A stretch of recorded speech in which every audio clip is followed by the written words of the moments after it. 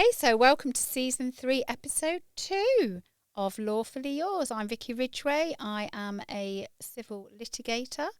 And I am Geraldine Watson, a family law solicitor. And together we are Lawfully Yours. So how are you, Jess? What I'm you been all up to? You been all right? I'm all right, thank you. Yeah? I would like today to talk about, there's a consultation going through Oh, the straight government. into it. It's the Jess show.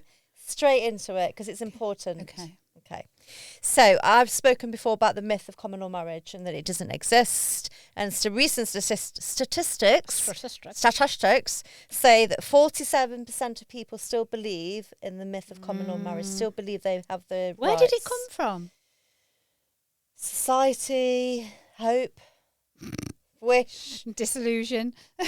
I think people just think, they've been together so long, Yeah. together so long, got kids together, that they just can claim on that. So anyway, this consultation that's going through at the moment is dealing with a lot of aspects of family law. Today, I just want to briefly touch on the cohabitants side of it. Okay. But for anybody listening, the consultation doesn't end until the 14th of August. And the general public can have their say on this consultation. Okay. And the email address to write into is frcohabconsultation@justice.gov.uk. Just repeat that again.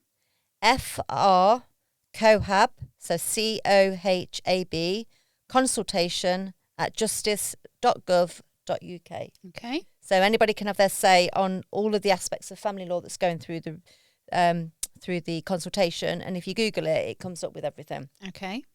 So basically, I have to put this up here now because I can't read it. In addition to the reforming the financial remedies on divorce, so when you get divorced, you can look at pension sharing orders, lump sum. They're looking at strengthening protection for cohabitants. Okay, that's good. Yes. Statistics say that there is currently over 3.5 million people that are unmarried living in an cohabitative relationship.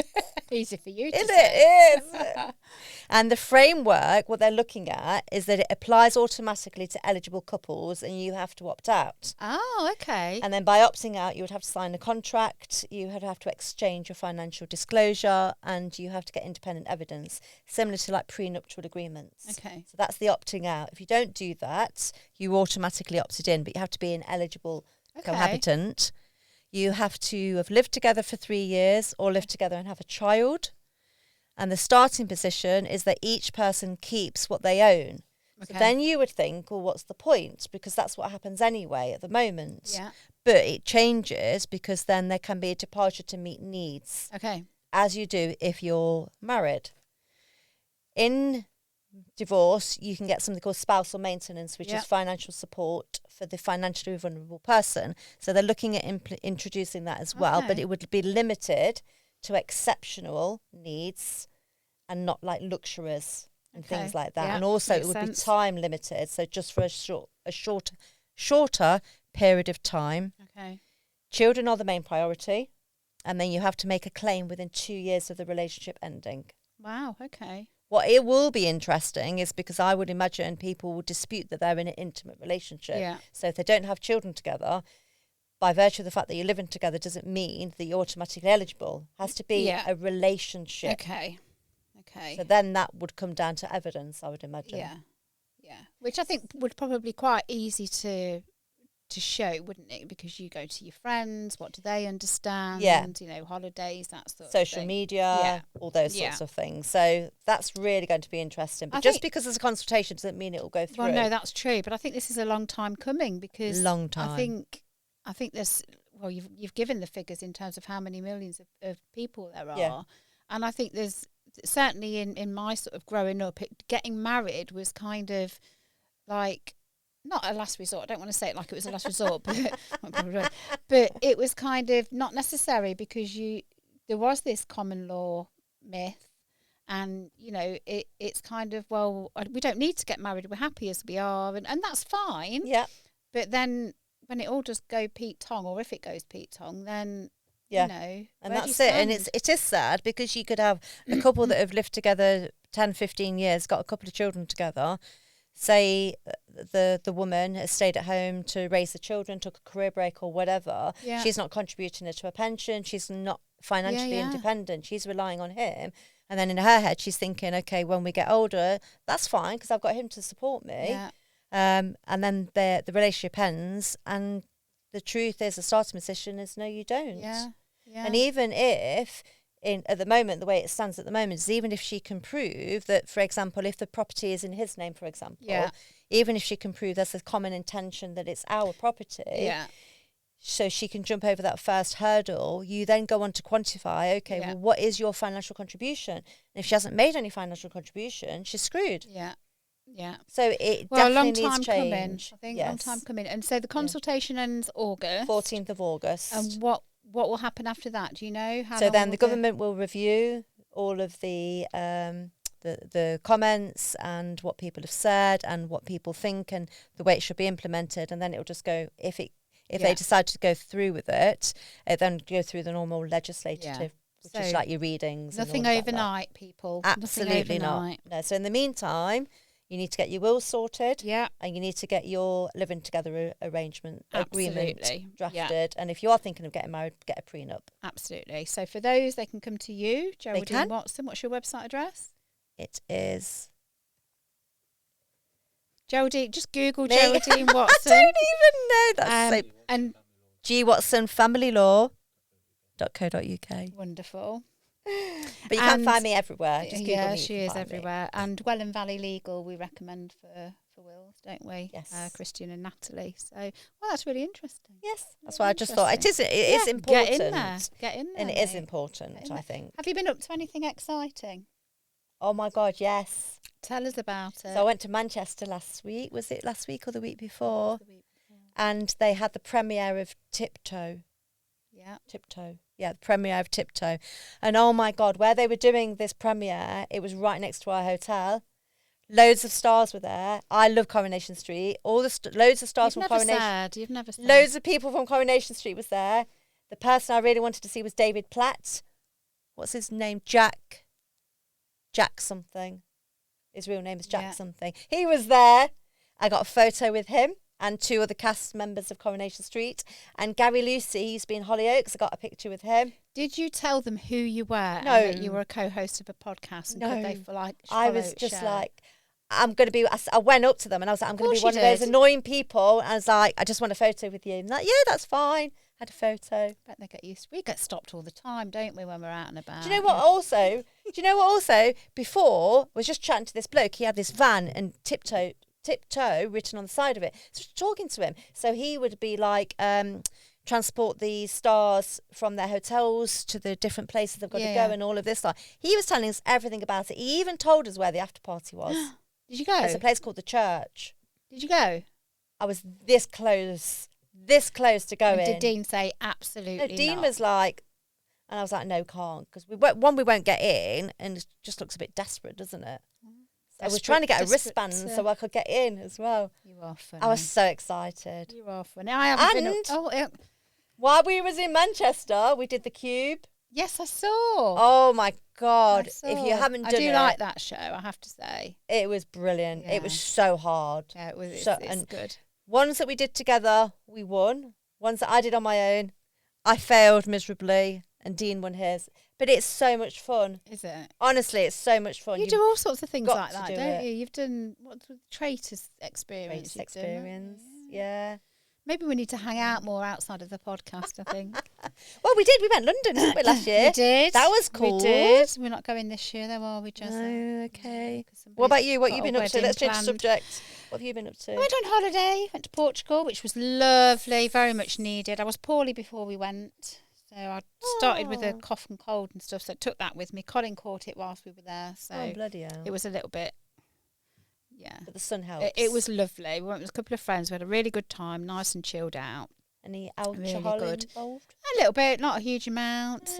One of the high points was we were sitting in the hotel bar on the Friday, and I got a text message to say, because it was the Leicestershire Law Society Awards, wasn't it, whilst I was away. Yes. And I got a text message to say that I had been awarded the highly commended award for Legal Specialist of the deserves Year. a round of applause. Thank you very much. Second year running, can I add? Amazing. Second year running. So it's got to be my year next year, hasn't it? Yes. I'd like to say always the bridesmaid, never the bride, but that... You've been the bride a few times, haven't you? Not that many, only three. Three, but twice to the same chap. So that doesn't count. And the other one was a complete... What do you mean it doesn't count? Because it's only one marriage, really, isn't it? It's only one husband. Weddings? Still weddings? Anyway, talking about law, as we do on Lawfully Yours. Sometimes. We've spoken before about the importance of having legal representation, or at the very least legal advice, before you go down the route of making a mess of things, basically. Yeah. And we've talked about the costs of that and the implications of that. So a classic example was brought to light last week. Was it last? Yes, last week. So essentially, I acted for a company who were being pursued by a couple in relation to some work that had been done on a new build property.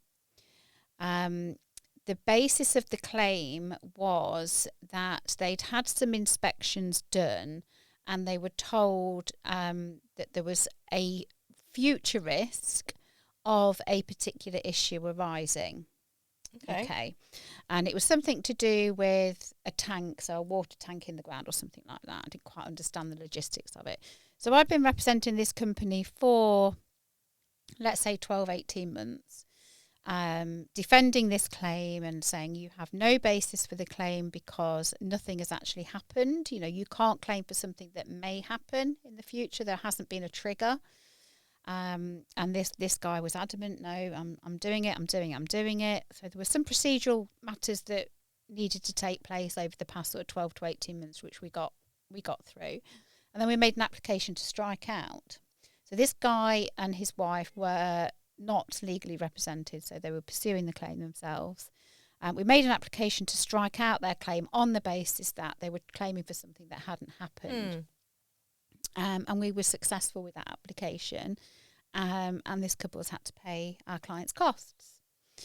So again, you know, had, let's say, this couple come to me and said, we've had this inspection, this is something that may happen in the future, and we want to pursue a claim for it, I could have nipped it there and then in the bud, saved them sort of 2 years of pursuing a claim that wasn't ever going to go anywhere, and save them having to pay my client's legal costs.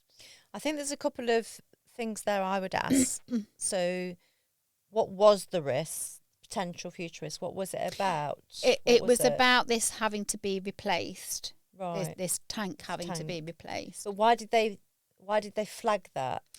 They had some issue in terms of, I believe, again, it was quite sort of detailed in terms of what they were claiming for, but they'd had some issue nearby this tank, and the workmen had to dig it up around it, and they'd said that there is this future risk because of the way this had been installed, but it had been installed in accordance with manufacturer's instructions. Okay. And you said it was a new build? Yes. So I was just thinking, surely, when that issue was flagged, and I know this isn't the point that you wanted to make, but I'm just thinking people might be thinking this. So when the new build was, because I bought the new build, didn't I? Yeah. And then if any issues are flagged, you obviously get it sorted before. So surely they had the choice to go ahead and buy the property or not. And they would have known about that. Because the tank was underground. Yeah. So they wouldn't have had it inspected as such physically. But the issue was raised before they bought the property. No. They bought the property. Right. They then had an issue with some pipe I'm with work. you. Yeah. Sorry. So it was something that came to light but hadn't actually happened. Yeah. So it's just reinforcing the fact that, you know, I get that legal advice and legal representation can be expensive. But in the long run, it's often cheaper, isn't it? And it doesn't necessarily mean that they needed to have continued with that legal representation. You know, they could have just got that initial advice, and that could have been it. Yeah. You know, so it's... I think the other thing as well, looking on the costs, because it's just come to mind, I had a new inquiry last week, and this chap was saying, conscious of costs, if I instruct you, how much is it going to cost first of all? And then was like, is there anything I can do to help myself, sort of thing. And I was explaining, we can be involved as much or as little as you want. Yeah. So it's not that we have to do it all. There are certain things some people can do themselves. So that's a way of saving costs as well. And another way to save costs is people will, and I get it, people will email you when they've got a little thing. And I just say, if it isn't urgent, make a list and just do one email. Yeah. So there's lots of ways to save those costs. Yeah. But often in the long run, getting that early legal advice instead of leaving it to the last minute, because by the time sometimes you come to us a lot of the time when all the damage has been done, and then they want us to undo that damage, and it's really hard. So we can't advocate enough for early legal advice. Absolutely. And that's a perfect example that you've just given. You reminded me of an inquiry I had where they said they've got this dispute going on. I gave them a quote for my cost, an estimate. Well, can't you just do one letter to them? Yeah.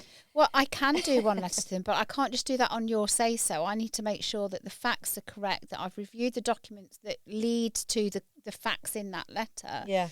So then I get, I can't afford that. Well, and you have to redirect them to the free legal clinics or, but obviously if you're going to get into that the long process of pursuing a family matter, litigate, whatever, get that advice at the outset. Yeah, because sometimes I do initial consultation. Yeah. And sometimes that's all they need. Yeah. And then they think, okay, they can review whatever they thought they were going to do. Yeah. And they maybe not do it, or they might do it differently or whatever. Absolutely. So it is really, really important. Yeah. I've got a question for you. Go. We did exchange texts about this, but I think it's important to put this out there. Married couple had a property, decided that they no longer wanted to be together, did a selfie divorce. Okay. Sold the property and shared 50% each of the profits of sale.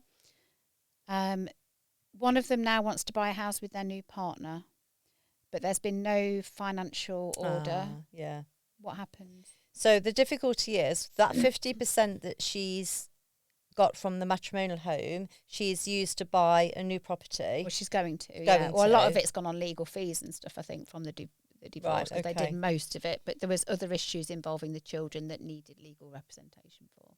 So the money that she's got from the matrimonial settlement that she's using to buy the new property, she's just transferring the matrimonial money to another property. Okay. But also, because there is no clean break order between them, the financial ties between them are still open. Okay. So pension sharing claims as well, they're still open if there is anything. Savings, investments, any businesses, any financial ties between those two as a married couple, even 10 years later or however long it is, those financial claims are still open. Okay. They can still claim. Obviously, as time goes on and depending on what's happened between the two of them, will determine what claim there is. Yeah. So, like, if they've been completely financially independent from one another for 10 years, for example, then the claim will be limited. Yeah. But the pension will definitely be there. And the money that she's used to buy the new property, she's just transferring it to that part of that new property is a matrimonial property because it's being used for matrimonial assets. Gosh, okay. Without that clean break. And you think it's done, it's dusted. You do, and that's a lot of the inquiries I get are about that. We've been separated 10, 20 years. We haven't done the finances. She's now he is now saying, I want to claim on your business. But she can't, can she? Or he can't, can she? And potentially they can. Yeah. Gosh. Yeah. Because you think divorce, that's it, it's over, it's done. You do. Bye, thanks very much. And off you go. Yeah. Wow. Have you done any jazzers, Jazza? I haven't. I can't think of anything. The only thing is we have, we give all of our guests goodie bags. We do. With some sweets in, pens, and they're really nice. We've been really commented about those. Cartoon picture on the bag. We spent a lot of money on those, didn't we, Geraldine? We did. I got it ready. Got it all nice. It was hanging on my door for me. Which door? In my office. Right. On the handle. So I thought when I open the door, I'll see the bag. I've left it. I've left it at home. It's still on the door, shouting to me, "Come and get me!" For our lovely guest. One job. And I've left it at home. One job. I've done. Sorry, carry on. What I'll have to do is eat the sweets now. They won't go off, or will they go off? Could they potentially go off? Yes, I'll have to eat them. Okay. I'll have to eat them. Okay. We don't want to poison any of our guests, do we? We don't. I've got 2 jazzes to tell you. You're greedy then, week. aren't you? Well, one's mine and one's my husband's. Okay, go on then. Okay. So I'll start with the husband. Go on then. Okay. So I don't know if I've mentioned it on the podcast before, but last year, married life and retirement doesn't suit my husband. So within 3 months of getting married and retiring, he had a heart attack and a stroke. Yeah. He's fine. Were you wearing a match too much? But, well, no comment. But he had what should have been like a discharge appointment for the stroke clinic. So we toddled off to the Leicester General Hospital, sit there, pay for the car park, paid 2 hours because you know what these appointments are like. Get to the reception, give the lady his name and that, and she just looks up, she looks through her notes and she looks up and she says, this appointment's been cancelled. I'm saying, sorry, this appointment's been cancelled. So bless her, she was lovely. She rang up the clinic and they said, oh no, he's had an appointment for September. We've not sent the letter out yet, but we've cancelled this one. It was for August, and then we've cancelled the August one for September. So, right, okay, just keep calm, Vicky, keep calm. We get home, and he's had 3 or 4 letters since the one that he took to the hospital saying that this appointment had been cancelled. For God's sake. So that was his jezza. And then my jezza. Yeah. So Saturday, very rare, we had the opportunity for just the 2 of us to go into town. So I thought, we'll go and do a bit of shopping, we'll have a bit of lunch. So I drove, parked at the High Cross, off we went, toddler, came back, and I said to Colin, can't remember where we parked the car. Oh. We knew it was on level 4. So I said, oh, there it is over there. So he's walking off. I'm following him, and I carry on walking, and I just hear this voice, where are you going? And I turn around, and he's gone that way, and I'm just carrying on following God knows who. And I'm stood right by the car. I didn't know where the bloody car was. Honestly, he thought it was hilarious. You go, you bless you. Yeah. Is it menopause? I think it might be. I've got loads of Dean things did something that have gone similar. on. Not with me, with his dad. He went shopping with his dad, and they went back. They were at like Sainsbury's or something. Came out into the car park, and Dean opened the door, sat in the car with someone else, and the bloke said to him, "What are you doing? It was someone else's car." The bloke was actually in there. Oh, bless. Goodness. I think now might be a prime time to introduce our we've guest. waffled enough, haven't we? For season 3, episode 2 of Lawfully Yours. Yes. And we are delighted to welcome, I cannot wait, Hasina Reshamwalla. Have I said that correctly? You have, Fabulous. absolutely. Welcome. Welcome. Thank you. So nice to ladies. have you here. So we had a bit of a chat outside before we came in to record, and oh my God, honestly, this episode is going to be incredible. So firstly, tell us a little bit about what you do now, and then tell us a little bit about how you came to do what you're doing. Absolutely. Thank you, ladies, for having me on the show. Pleasure. So my name's Hasina Reshamwalla. I run Veda Women's Club. It's a CIC. And what we do now, the long and short is we support women in personal and professional development. People kind of go, okay, well, what is that? We create a community, a safe space for women. There's a lot of programs out there that support women who are victims of domestic violence or have identity labels attached to them. We don't believe in that. A woman is going to be lonely, whether she's the CEO of a company, she's a new immigrant, she's a student. Everyone faces this loneliness, right? And women are catty. Yeah. Right? And so we've built this community where you remove your identity. You're not a mom, you're not a sister, you're not, all the million things that we are as women. You are just. Right? You are just you. Yeah.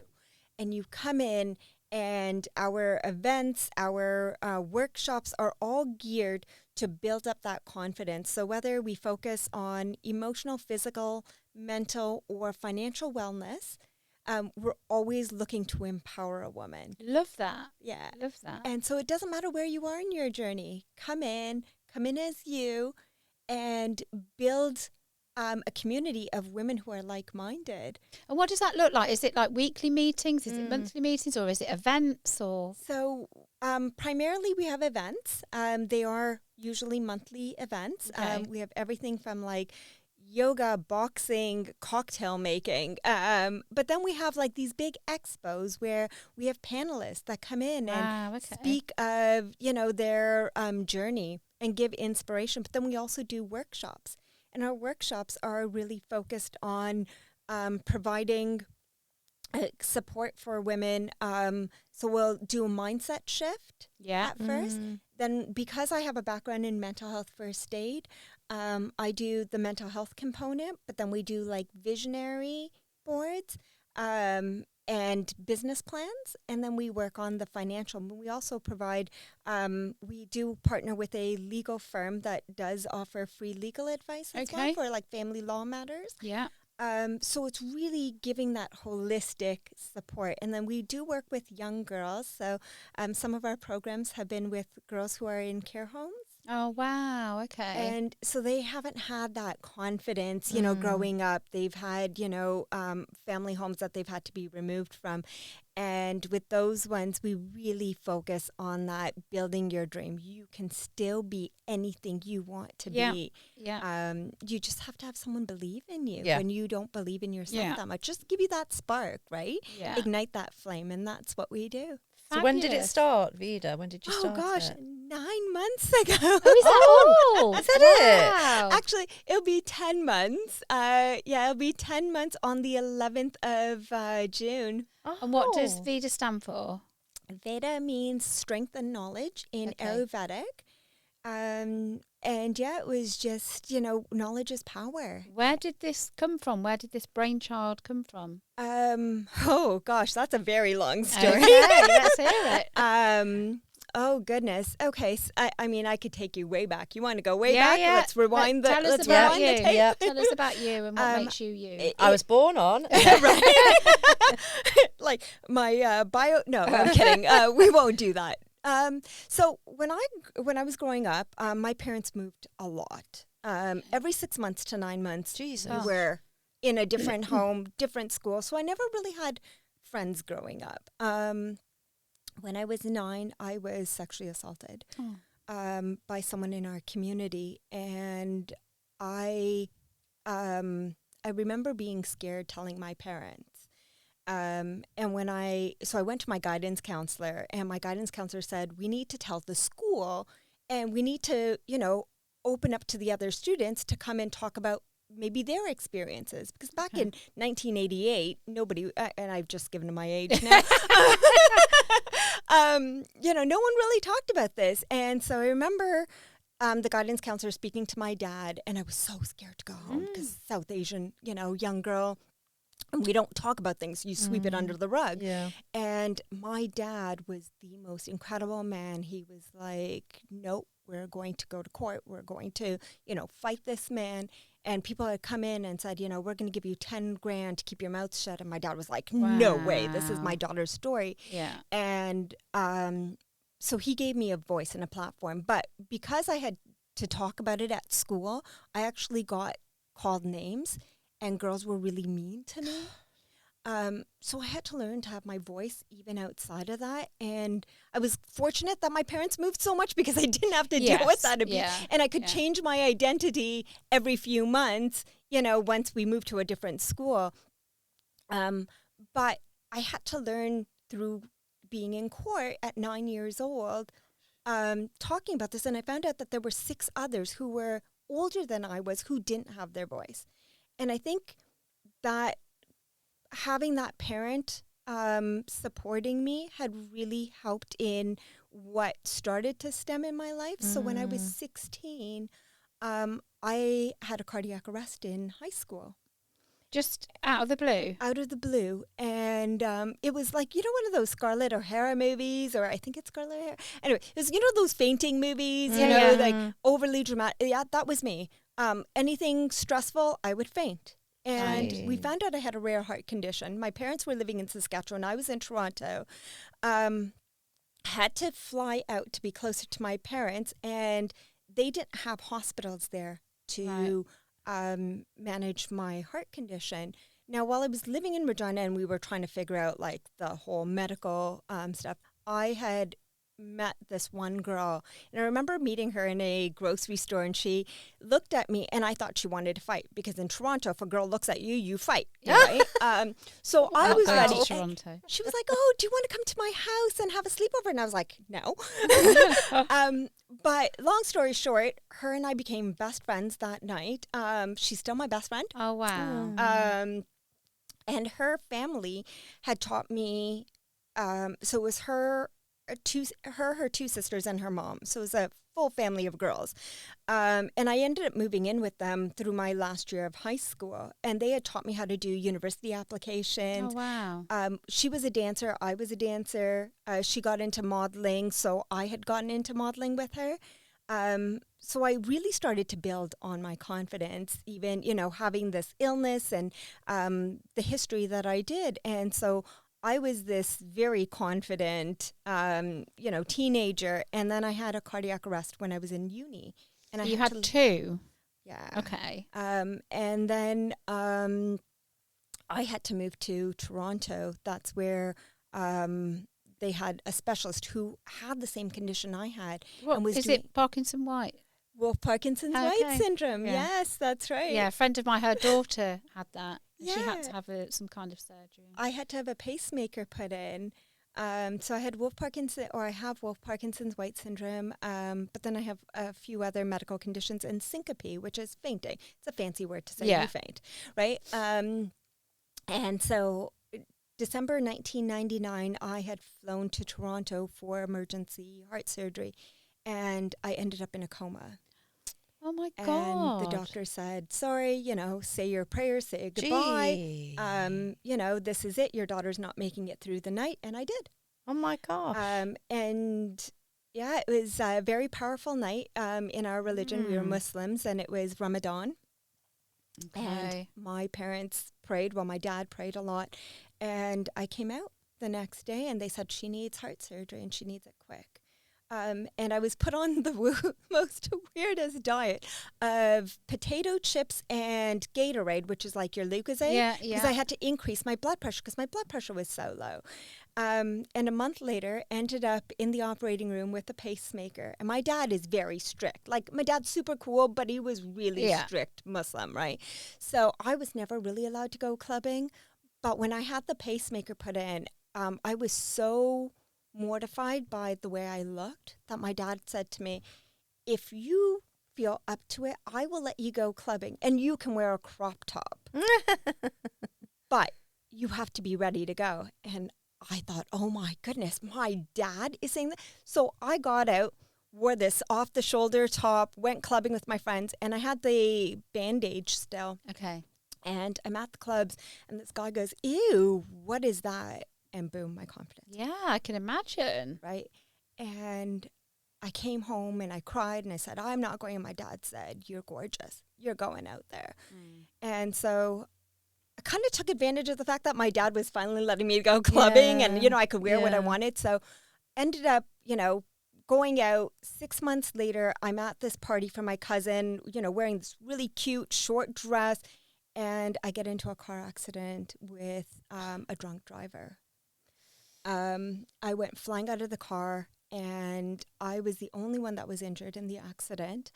I had shards of glass that scraped up my face, my body, my legs. My whole body was just, and they took tweezers. I remember sitting there, and they'd given me painkillers, and they were just pulling shards of glass from my body. And I thought, I'm not pretty anymore.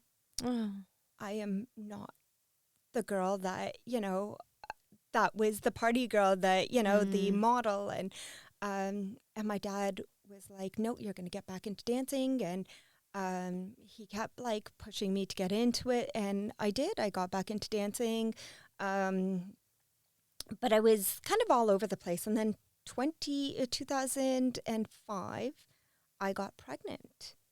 And so I was pregnant. I was, now back in the clubs, starting to build on that confidence. And I had this child.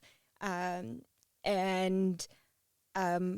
I partied right up until the day, like, before she was born. The night before I was due, I was that girl. I was the it girl. I was the girl that everyone came to go to clubs. I was a backup dancer for, some celebrities. I was doing music videos, and I was modeling. Like, I really had rebuilt again, built my voice, built my confidence. And I was always told, by certain family members, the only way people are going to like you is if you're pretty, right? You have to look a certain way. So I always did. And I remember eating like one potato chip, not even a bag. People would be like, oh, you ate a bag. I was like, no. Like a potato chip was my breakfast, lunch, and dinner, because I wanted to maintain, because I thought, if I look a certain way, no one's going to see my scars. No one's going to see the hurt that I've gone through and all of these issues. And the scars from the pacemaker. So I really, outside I looked great. Inside there was just so much going on. Yeah. And then when I had my daughter in 2005, something snapped in me. I was like, I don't want my daughter to grow up with these same confidence issues. She's going to know every day she is the most beautiful and she is capable. Yeah. And so I remember her dad fighting me in court. And, you were talking, Geraldine, about Family Law Act in Canada. It's very similar. There's no real rights, right? Yeah. And I was the one that had the money. I was saving. And so for me, it was... when I was pregnant, you go on mat leave, and so you get like $0 basically, or pounds is what you call them in this country. And so I couldn't afford to raise my daughter. I was on one loaf of bread and butter a month. Good Lord. I remember her being sick, and I would have to walk her in the snow to get her to the hospital, because I couldn't even afford a bus ticket.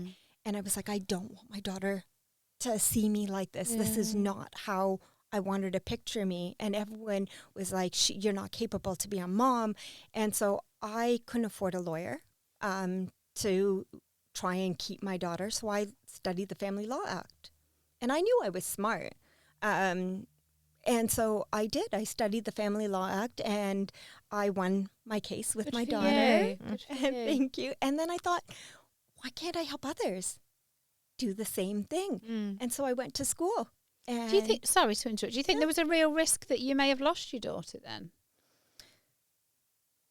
Possibly, because there were family members of mine who actually were willing to support her dad. Okay. Oh, wow. Okay. Yeah, because they were like, she's the clubber. She's the part, like, she's not going to do anything. But my dad helped me invest some money. So that car accident that I had 5 years prior was on the day of my daughter's birth.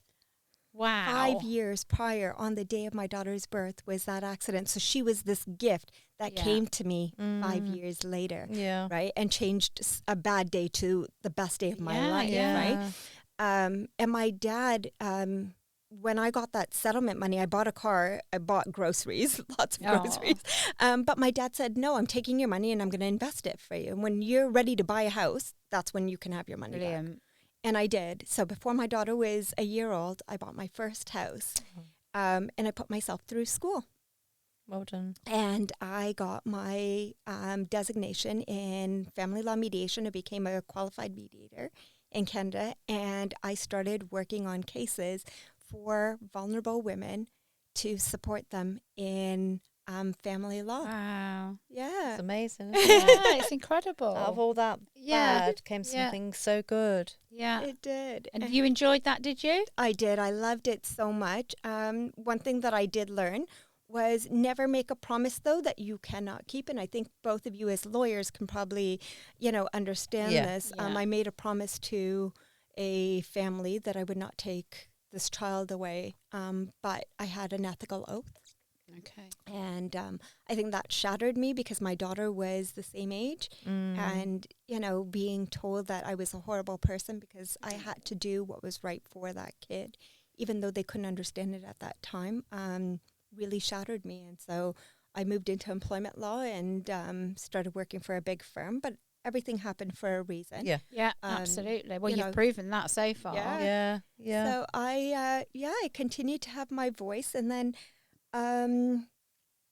it was, I think, in really 2014, I had a skiing accident while my daughter and I were in Calgary, and I was making really good money. I was, showing my daughter how to be a boss woman and have it all, right? Like the career, but the family, and really a really balanced life. We were traveling now. We had a really good car, and I ended up in this skiing accident. I became paralyzed. Oh, my wow. I know, right? Like anything else? I'm sure it changes. It gets a lot worse. So Did you fracture your spine or injure your spinal cord? I actually triggered what we later found out was called transverse myelitis, which is a spinal issue with the myelin sheath. Okay. And so I was paralyzed for a few days, but then started walking. And then I kind of ignored it. And then my daughter, because she was also sick growing up and in and out of hospital, we put in a transfer.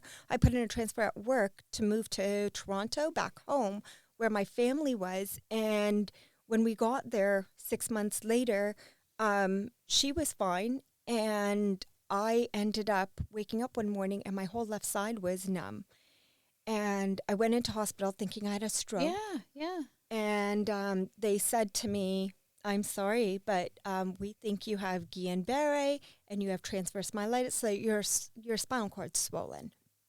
And the only way people come out of this, I was like, oh, I'm going to come out. Like, I was telling my daughter, don't worry. Yeah. And they came to me, and I remember the doctor crying, and he said, I'm so sorry to tell you, but the only way people come out of here is in a body bag or palliative care. Jesus. And I said, get the hell out of my room. I started crying, and I was like, there's no way. And I had that strength, that little girl strength had come back out, and I was like, no, I'm going to be that girl that comes out of it. My mind is so strong, I will make it. So weeks are going by, I'm getting all this treatment, and I would get my daughter to come in and bring my heels, and she would wheelchair me around with my heels. I love that. And they would say, Miss Reshamwalla, you are the one person, if there's anyone that is so stubborn and is going to make it, you're going to be the one that proves us wrong. And I said, watch me. In a year, I'm going to come in here and I'm going to walk in these heels into this room. You mark my words. And there were these, I still own them, the red spiky heels. Well, when you came in, I thought, oh my God, how does she walk in those? Yeah. Being a model, I'm so used to heels. I hate flat shoes. Yeah. So I have a collection of over 100 pairs. Imagine. Yeah, I love my shoes. My daughter says that when I die, she's going to have a shrine of just my shoes and my hats. I love my Russian hats. Yeah. But so I had been paralyzed. I was in this hospital, and I started my spiritual journey. Okay. And that's where I started this, working on my healing, my mindset. Sure enough, 8 weeks later, I'm walking. Oh, wow. I'm out of hospital, but I have multiple relapses. I've had 17 of them. My last one was a year ago. Okay. But in that, so I was going through my relapses, and at the beginning, I really felt like, life's really thrown me a lot. Yeah. I'm done. Like, I'm so done. Yeah. I would look at my daughter, and I'm like, she's struggling, looking at her mom like this. This is not fair. And then I was in church one day, and I was meditating. And when you meditate, you do body scans. You probably hear of them a lot. Yeah. So I got to this, to my chest area in the body scan, and all I could feel was something's wrong. And so I asked in my meditation, and all I could hear is, you have cancer. You have breast cancer. And there was no lump. And I remember running outside of church, and I called my GP's office, and I said, you need to book me in. I think I have breast cancer. And the next day, the receptionist goes, okay, what's going on with it? Did you feel the lump? Did you get a scan? And I said, no, I just had this gut feeling. And I had this meditation. And she was like, okay. Yeah. So I she can goes and imagine tells. a bit skeptical. Yeah. So she goes and tells the GP, and the GP goes, look, Hasina's very spiritual. If she says it, let's just check this out. Sure enough, 6 weeks later, I am on the table. No way. I was in the hospital. It was January 11th of 2017. And I thought I was going in for like a proactive consultation because we had already been going through all these tests and the mammogram and the biopsies. And yeah, they came in and they're like, oh, so, we need to talk to you about cancer. And I said, oh my goodness. So I do have cancer. And she goes, you didn't know? And I said, no one's told me my biopsy results. And this is in Canada, I'm presuming. In Canada, yeah. And I said, okay, I'm ready. Just get rid of them. And she goes, you've just been diagnosed. You need to process. And I said, no, I know what I need to do. Yeah. And she goes, I need you to go home. Think about this. Come back next week. 2 days later, I bring my daughter to the hospital. I remember telling her actually that day, the day that I got diagnosed. And she was just, yeah, okay. And I thought, wow, no reaction. And so 2 days later, I go into the hospital with her, my best friend, and I said, I want a bilateral mastectomy. Get rid of it. Like, I don't want it. Wow. Okay. And she said, why? And I said, well, we have 2 tumors that you found. Okay. In the biopsies. I have a family history. And right now, that isn't going to help me in being a mom for my child. Yeah. I've already got all these other medical conditions, and I don't need that additional stress. Yeah.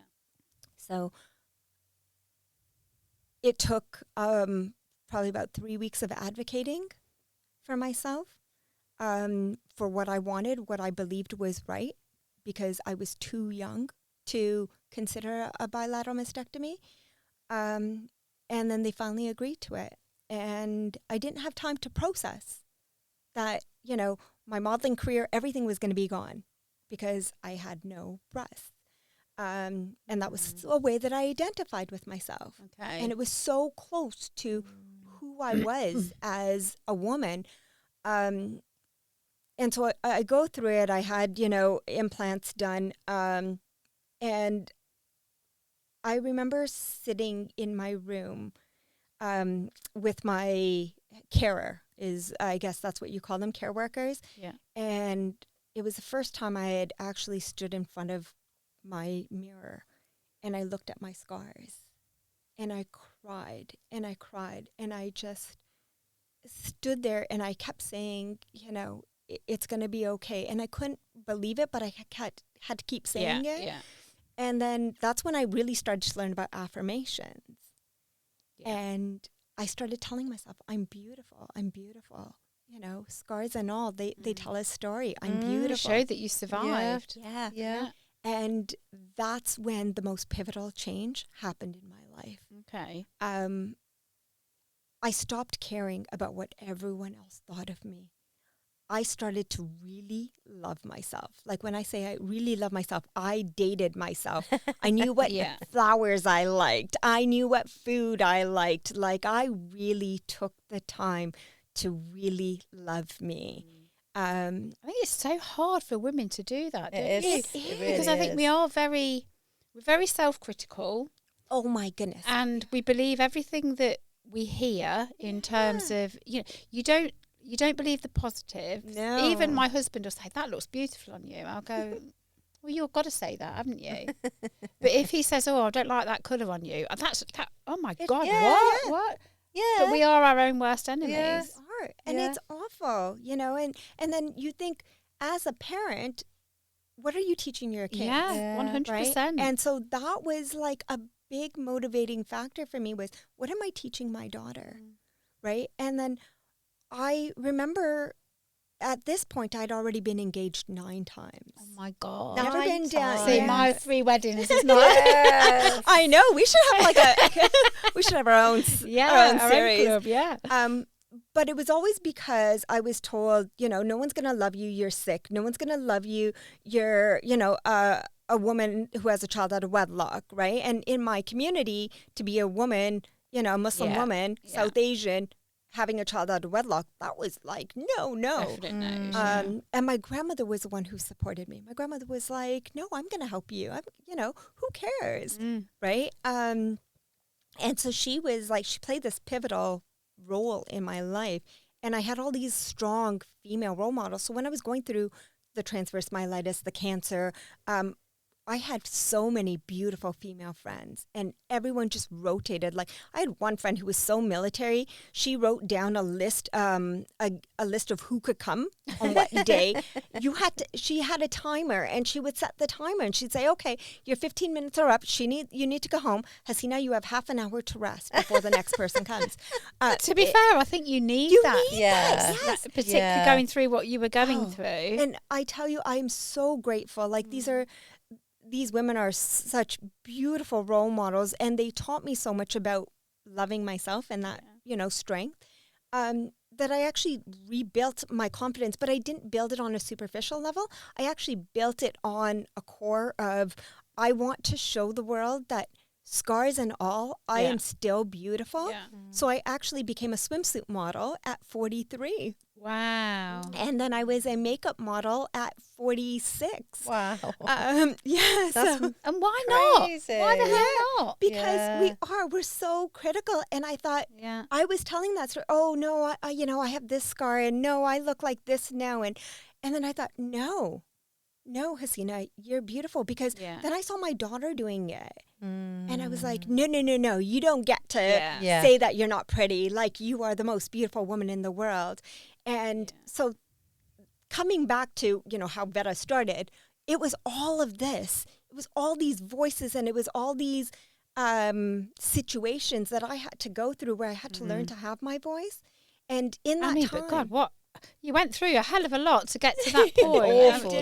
Awful lot. Yeah. Too much for one person, really, I would say. I know. I think, I truly tell people, I think I dated God in a previous life, and I'm now his comedy channel. I love that. Yeah. But I became a patient advocate after cancer to talk and help hospitals patients have voices in hospitals. Yeah. And we changed programs, and, we saw patient care increase, right? And patient satisfaction increase. So I've always believed I've had a voice, and it was, how do I use this now to help women? So when I moved here 2 years ago, it was after my partner died. Oh, God. So, he died. So 10 days prior to him passing, I had found out that I was not my dad's biological daughter. And so there was so much going on in my life. My daughter was here, and she was like, the love of my life, right? And she said, "Mom, I think you should move to UK." And we were drunk in Verona. I probably shouldn't say that online. It's okay. She's legal age. And I thought, oh my goodness, your adult child asks you to move to the UK. Like, don't give her a chance to sober up. Just move. Yeah, right? 100%. So 8 weeks later, I was on a plane here living in the UK. Had no idea what I was doing here. I was just like, I need to move here. And I started going to networking events to meet people, because that's what you do, right? Yeah. And there were these powerhouse women, but they were so mean to each other. And I was constantly like, why would you say that? Like, do you know her story? Do you know what she's gone through? And that advocate voice started coming out, and I just said, okay, you know what? I need to do something. And Veda came about. Love that. And so now it's just, we have a 0 BS policy. I don't want to hear, anyone dogging on another woman, because we have so much we deal with. Yeah, the whole world is out there criticizing us. What is the point? What do you get? What do you gain from belittling somebody else? What all that you're doing is, if they hear you or become aware of it, you're just hurting them for what? Yeah. And like you say, you don't know what they've gone through. You don't know their backstory. Absolutely not. It's. I just don't get it. I just don't get it. I don't either. And one of my famous sayings, and you'll hear this if you ever come to a Veda event, which you ladies have to. Oh, I'm in. I'm in. I say, the night sky is not filled with one star, right? We each are stars in that sky, and we could light up the night sky as women. So why don't we? There's enough space for all of us to excel. Yeah. And how beautiful would it be if we get to champion each other, be each other's cheerleaders? I think that would take a lot of work to do. I think it will. But it has to start somewhere, right? Yeah, yeah, absolutely. no, I was going to say that, Yeah. and I think if you can get that even in a smaller community, and it go from there. and sort of treat others how you want to be treated, and I just, for me, I mean, I was bullied as a child. It's no secret I'm adopted, and it brings all sorts of negative feelings about yourself because you believe those bullies. You believe that, you know, you're not good enough. You've given up as a baby, so obviously you're not good enough. And I would love to be in the position that you were in, where you can say, you can block out that outside and don't care what you think and love yourself. Because I think no matter how much you put out that, you know, the person that I am in my job is completely different to me. Yeah.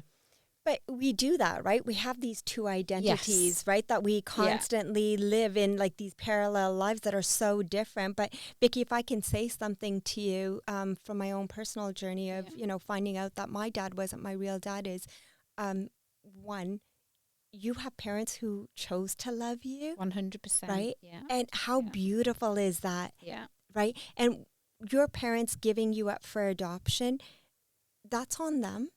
That's something that they had to go through. Yeah. And I've had to learn to love my mom for who she is, because that's all she could provide me with. She did the best that she could at the time. In the situation, in the circumstance, right? But I love my dad who raised me as his own. Like, I'm daddy's little girl. Yeah. Right? You get to have parents who chose to love you. Like, Yeah. how cool is that, Yeah. right? Yeah. Because so many of us grow up with parents who, you know, we were born into, Yes. and they don't pay mind and attention. But, like, that's a special gift Yeah. that you have. Yeah. I think I agree with everything that you've said, but I think there's that subconscious, you know. But I think we were talking earlier about some of the events that you've put on. I think we need to go. So there's a burlesque that I think this is going to be rearranged, isn't it? Yes. It's a burlesque lesson class. It's a, and then there's a cocktails in the making. city. yes, cocktails in the city. I just think Yeah. that's right up our street. Yeah, Right definitely. up our street. Yeah, It I'm up is, for and- that. Yeah. Very much about bringing your inner, you know, Sex in the City woman. And I think that, I mean, we're both, well, I'm postmenopausal, you're perimenopausal. Still aren't you? still I'm para. postmenopause too. Yeah. So it's a massive change in who you are, how you see yourself, how you feel physically. And I know 100% that I would not have the confidence to do a burlesque class. But if we are all in that same position, because I know, well, I know I'm not, no, I'm going to say I'm not sexy, I'm not, you know, I don't have that. And I know you're going to say, don't say that. But, you know, to have that opportunity, I think. Yeah, but I just think as you get older, In a safe environment. You're different. But I just think as I've gotten older, I've cared less what the people think. Yeah. You are very different. And I just think life's too short. You've just got to try things, go for Yeah. it. What's the worst that's going to happen? Well, you make a fool of Someone's going to yourself, say something mean about you, but do you actually care what that person doesn't Yes. mean anything to you? No, I know. So I why know. does it matter what they say? Yes, it's hurtful. Yeah. But you're not going to see that person again. They don't mean anything Well, to no, you. and why would you want to see them again? But yeah, So it's it's that- I just think trying new things, you don't know where it will lead. Yeah. That's the thing. Yeah. You don't know what doors it will open. You don't know what fun you'll have until No, you try these absolutely, things. I You might agree. try things it's and then that confidence thing, isn't it? Yeah. It's that. But if, like you say, if you're all together and you're in a safe environment, Yeah. It's like Geraldine is we went to the podcast awards last year, Oh, nice. and there were some famous people there. So there's like Jordan North, Nick Grimshaw. There's quite a few famous people. yeah. And she just went up to them, can I have a photo? And I was I like, love oh my it. God. But you did it. Yeah. And I sort of hung on the end there. Got the And photo. did you got get in on the photo. photos? Yeah. Because I just Yeah. thought they'll either say yes or It no. works. Exactly. Yeah. And what's the worst that can happen? They say no, you move on and you go find another celebrity to go take pictures. Yeah, exactly. So I think it's be more Geraldine. Yeah, absolutely. Yeah. And I think that's a really important thing, is just to not, it's hard to say don't care what other people think. Yeah. But I think, one thing that I do try to reiterate to a lot of women is everyone's coming in with that same insecurity within themselves. Yeah. They're so oblivious to everybody else. Yes, they may say something hurtful, but they're also facing their own demons inside, right? We all are. We're all still struggling, right? There are days where, I don't feel the prettiest, and it's okay. It's okay to have those days, but as long as you're getting up and you're trying and you look at the things that do make you you. Yeah. I mean, you have a gorgeous smile, Vickki. Aw, and those thanks. eyes, your eyes are beaming, and I think you need to see what I see. Don't say this, Vickki, but see the things that are you. We talked about this earlier, didn't we? Because we were saying about how we had a stylist come in on the show, didn't we, on the podcast, and we were saying about how women historically have never been really one for complimenting another woman. It's kind of we're very. So somebody will say, "Oh, I love your top." Oh, this old thing, or rather than just saying, "Oh, thank you." Yeah, it's hard to do that. We were talking about this, and it's about teaching Yeah. yourself to say thank you.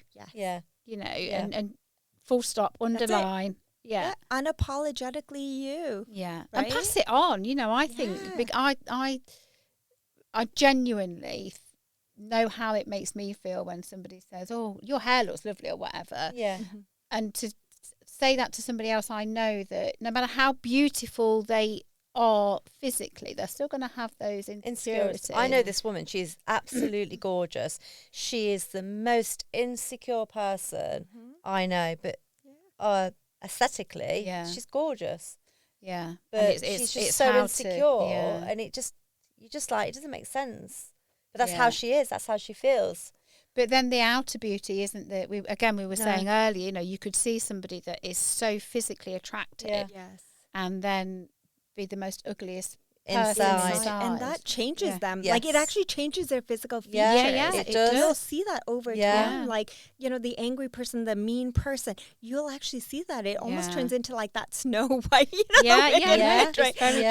It's very true. As much as I joke about that, it really does. And, that person that may not be the one that stands out when, the doors open to a room is going to be that most beautiful woman because she's got this beautiful soul and she's kind. And that's the thing. Yeah. Kindness is the most beautiful thing a woman can wear. Yeah. I Absolutely. So agree. what's next for Hasina? What does the future hold for you? What are your plans? Oh, are you staying in the UK? I don't know. Honestly, I believe that, this is it's geography. I want Veda to grow nationally and internationally, but I want to run a retreat for cancer patients. Oh, wow. And that's giving me goosebumps. Yeah, that's so nice. I was blessed to go to a cancer retreat when I was going through my journey, but there aren't cancer retreats for males or people with unusual cancers. Okay. And my partner died of cancer. Oh, gosh. And left behind 2 girls, and there was no retreats. And so I actually want to build a retreat in honor of him and his journey. So that is something I am working on that I hope will be come to fruition in the next year or 2. Wonderful. Wow. And I'm writing a book. Is it an autobiography? It is. Yes, it's a memoir. Wow. I know, I'm buying that one. I'm first there buying that. We want a signed So copy. I was just about to don't say we? signed. Absolutely. But Signed. you have to bring me my goodie bag, Jill. I will. Absolutely, you yes, must. definitely. You must. Deal. So when do you think that will be published? We're working on it right now. I would probably say in the next 12 months. I do need some time. It is a very emotional book. I can imagine. So Because I imagine in the time that we've had here, you've literally just touched upon. Yes.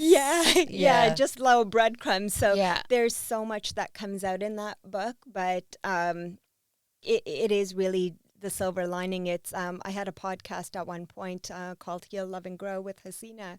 Okay. And it talks about like a lot of that journey, but turning that now into a book. I remember the podcast, there were quite a few emotional moments as well.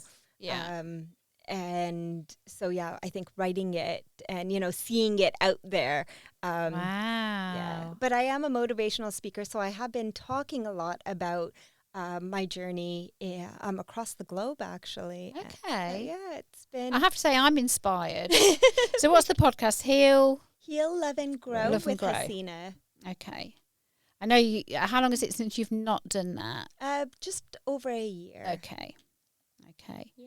I had all these questions written down, but she's answered all of them. Oh wow! I'm I so have to efficient. I'm so say- sorry. No, I have to say that I'm really quite inspired. Yes, and very motivated much so. And Yeah. you know, I mean, we all go through trials and tribulations and stuff through life, but my God, I read somewhere that there was on Facebook or Instagram or something. It said something like, "God only gives you What you can handle. what you can handle, but bloody hell, how strong does he think I am?" Yeah. And that Yeah. I think is you. Yeah. Yeah, I'm like, please, enough. Yeah. Honestly, Yeah, you need a break now, don't you? Yeah, I do. Yeah. A very long one. Yeah, 100%. I mean, I'm in awe of you, and Oh, it's thank been you. fabulous having you on. And the fact that you've gone through those battles and you've fought for your daughter, and how it could have changed if you hadn't Absolutely. have done that, you know, and And at any stage you could have given up and Yeah. you didn't. And, And your your- life would be so yeah. different now, wouldn't your it? daughter Would have must be been. so proud of you. Yeah. I hope so. Oh, Yeah. I mean, she's 20 and yeah. but no, I hope so. I think she is. She actually works at VEDA as well. So Okay. Oh. So how do people, how do women get in touch with you in terms of joining this group? What's the criteria? Can any female join? anyone who identifies as a female Okay. can join, and so we have a website. Yeah. Do you want me to give that? Yes, Oh, okay. please. Yeah. It's www.vedawomen.com. Okay. We're on all socials, so TikTok, Facebook, Instagram, LinkedIn. Great. Yeah, we're quite busy on the socials. Okay. And is all the information people need on there in terms Yes, of so- joining and Our events, the membership's free because we wow. want to make it accessible to every woman. yeah. So yeah, and we are a CIC, so we're a community interest company. So we really do believe in making that accessible and Okay. available to all. Well, that's going to be one of the first things that I do when I Yeah, get look on home. the website. Done. Absolutely. I'm expecting to see both your names tonight. Absolutely. No doubt Definitely. whatsoever. Yeah. No doubt whatsoever. So we've come to the part in the podcast, haven't we, Geraldine? We have, we always do 2 laws each episode, one of which is true, one is false. So we reveal the truth from the previous episode, and then we give Yes. 2 New ones. new ones. So the laws from the last episode, shall I go first? Yep. Tonight? So under the Wildlife and Countryside Act 1981, it is illegal to shoo ducks away from your private pond. Is that true or false? And mine is, you can be fined for having a dirty car registration number plate, according to the Road Vehicles Regulations 1986. Which do you think is true and which do you think is false? Okay, so I don't know if it's true, but I know it's one of my biggest pet peeves. So I'm going to say Geraldine is true, and Vicky, yours is false. And you are 100% correct. Spot on. Yeah, so Spot on. under the Wildlife and Countryside Act 1981, it's an offence to intentionally harm or disturb certain species while nesting. But yeah, you've got to have a clean number plate, haven't you, Ducker? Yes, you have, I'm afraid. So the I think police you can should have clean identify you. cars too. Ooh. Yeah. So the new laws that we are going to put out this episode, but the truth won't be revealed until Okay. the next episode. Do you want to go first? this Yes, time? so the first one is, you cannot name a goldfish after a former Prime Minister without written consent. That's according to the Aquatic Naming Act 2003. Is that true or false? You can have a guess. Okay. An employer is liable for an employee's wrongdoing even when they are drunk. So which do you think is true and which do you think is false? Okay, so I did a bit of employment law. You did. I want to say that yours is true, Vicky. Okay. I know it's not going to be revealed till the next Yeah. one. But yeah, I would say yours Okay. is true. And Geraldine, yours is... Okay. So you're the liar. How dare you? And Geraldine, do you want to do your thought for the day? Yes, it is a bit long, I'm afraid. but Geraldine has a it's- thought for the day every episode. Yes, I can't take credit for these. No, but sometimes they are quite moving. Other times they're like, what? yeah, I know. But this one anyway. Oh God, how you many ready? pages? Shh. But I write big though. Look. So, you ready? Yeah. Imagine you are walking through a field and a poisonous spider bites you. Oh, bloody hell. Instead of getting help to save yourself, you chase the spider and you try to catch it. You want to know why it bit you. You want to tell it that you didn't deserve that and it owes you an apology and an explanation. Instead of thinking I've been bitten and I need help and I need to fix this before it kills me, you are standing there staring at the spider saying I didn't deserve to be bitten. I've done nothing wrong. You are arguing with it like it owes you honesty, closure, while the poison is still spreading through your body with every second you waste. That's what we do with people who hurt us. We chase explanations instead of accepting that the bite already happened and we need to save ourselves first. We think if we can understand the why, the pain will hurt less, but knowing the reason doesn't remove the poison. Some spiders bite because that's what they do, not because you deserved it or caused it or you could have stopped it or been a better version of yourself. Sometimes people are just what they are and they will bite whoever they're next to. Healing starts when you stop chasing the spider and you look at your wound and you realise you need acceptance. Strength starts when you walk away. That's very apt for today's episode, I think. I think so. It's very true. Yeah, absolutely. And when I've read that, I just thought it reminded me of some things professionally Yeah. that have happened. And even now, to some degree, you still want to know why. But it doesn't change it. No. And it doesn't make it makes no difference. No. And it's not healthy, is it? It's not healthy. No. You're giving them free room in your head. Absolutely. Love that. So there. Well, Hasina, it's been an absolute pleasure. It for you really to has. come And on here's out. your goodie bag. Yes. I will have you know that Geraldine did not pass me anything. For those that are listening on Spotify, yes, we will get one to you. We will. It just means I have to come back. Oh, absolutely. Well, we're both going to sign up, aren't we? to do that? Absolutely, And yes. so we will be seeing you. Yes. It's been a pleasure, and thank you so much for being so brave and Thank sharing you. your story. I'm not sure I could have sat and said all that without breaking down, I have to say. But it's been a pleasure. Thank you. And we will, when we post on our socials, we will link your website. Absolutely. Thank And you. encourage everybody, every female, to get in Or anyone contact. that identifies as female to get join. into. Yeah, absolutely. We're going to do it. We're going to do burlesque and we're going to do cocktails and everything. Cocktail while you're doing burlesque. Yeah, that might help actually. That might help with the rhythm. Yeah. Liquid courage. Yeah, absolutely. One thing before we go, Matthew, do you have any questions for our guest? Oh, okay.